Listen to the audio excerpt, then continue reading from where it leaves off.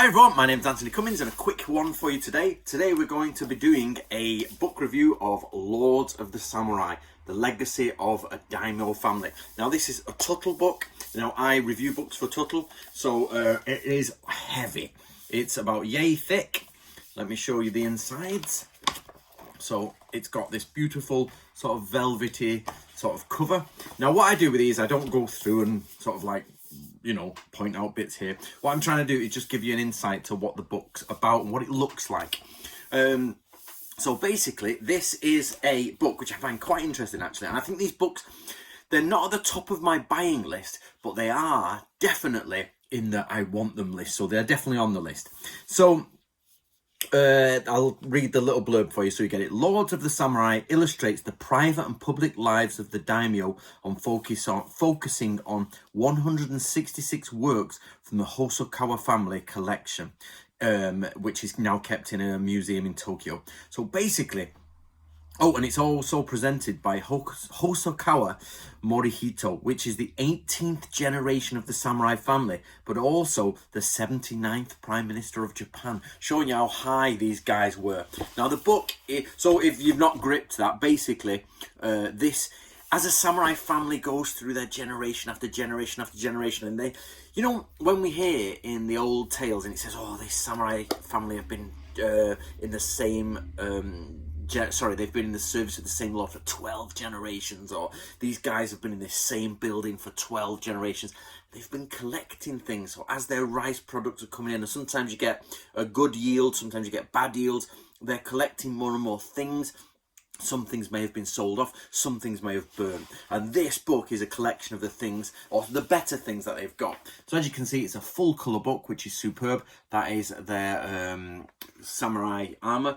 And you can see the crest, sorry, it's a little bit, the crest, I'll show you later, but you can see it on the armour.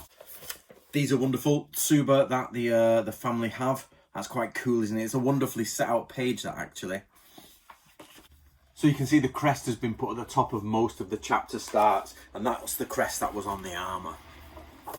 These are cool. Paintings of hell and, you know, Buddhist deities, I think it is. Yep. Oh, it's Fudo Myo, who is holds the rope and the sword. He's quite difficult to see in that one, actually. Now, the book is, of course, filled with the history of the family and the history of the objects and everything. And there you can see the family crest actually is their battle banner. This is their battle banner, and it's used by someone from the 1700s I read earlier.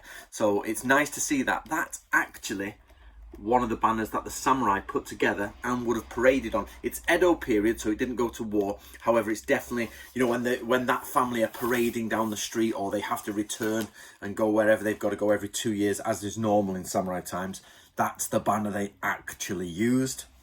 One other thing as well, which we tend not to do in the West, is we forget about this piece of equipment.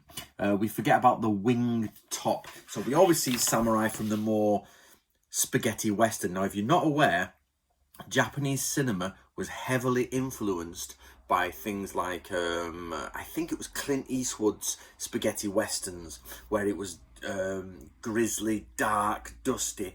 And then they did that for samurai. So actually, when you're watching Japanese samurai films, you're actually watching a Clint Eastwood film. Or Clint Eastwood got it from that. And they interlocked a bit. They're roughly the same time. So they're exchanging things. So a lot of the time you see Clint Eastwood with something in his mouth is because they've taken it from the samurai who have this in their mouth, which is culture to say, oh, we've eaten, we're not hungry. But because they're Ronin, they're hungry and they need to kill to eat or work to try and get some food. But what we always do is forget about that, because we're normally looking at the gangster end of society. But the actual samurai end, especially if they're seeing their lord, have to have this. And as you can see, it's got the family crest on. So what's nice is that it puts back the actual ideas of proper samurai wear. Also shows the importance of the crest. A lot of people don't quite clock how important the crests are in samurai life. And there is their family crest on a bell. And you've got to imagine, when you go around these old buildings, the crests are quite important. And you can see, you're like, ah. So recently I was in London, and it had the City of London heraldry, which is actually the St. George's Cross with a sword in it and with two dragons on either side. And it's everywhere. You literally know when you're in the centre of London. So when you're walking around, when you're walking around old Japan, you'll be like, Hokusawa. Oh, okay, there he is. If I'm saying that right. If I haven't come across a Hosokawa, not Hokusawa. I always get my vowels mixed up, you know. As many of you guys know, I'm actually dyslexic, so it takes me ages to learn a new word. Whenever it's a new word, I'm like, oh, it takes forever. Of course, we like to see the samurai as very dark and with black, white, but actually, no, they're quite colourful chaps. So far we've had orange and blue. Who in the right mind would put orange and blue together? I don't know, but they wore this sort of stuff. There you go, to give you a bit of an example of the inside, wonderfully laid out. Right, I'm not going to bore you to death, guys, because we're getting there, but oh, look at that. Sorry, I am going to bore you to death. Look at that for awesome. That is a mint piece of armour. That is cool. That I like that. Right, for those armour enthusiasts, you can see it's full of this sort of stuff. So again, right, I'll just quickly go through, guys. We've got swords here, subas, so it's plenty. I'll just quickly invert it. Plenty of subas there. You get the idea. It's a full colour, glossy, beautiful. Oh, oh, a page is coming out. That's probably my fault from bending it this far, but there they are, look at them. The war banners and the war battles you can see there is actually the lunar parts of the month, usually. I haven't checked that, but most likely it is. Fans, stirrups. Oh, and here we go for more colourful. As I say, samurai were very colourful, to be honest, and we forget that. We forget about the colour that they actually had on the battlefield. But one thing I love more than anything is black and gold, and I love that sort of art. I really do. And I could look at that all day. I genuinely could. In fact, it's one of my goals is to paint something like that. So we're into the painting section. Now, I find this not as interesting, the calligraphy section. Now, actually, I have not studied calligraphy, but studied why people like calligraphy.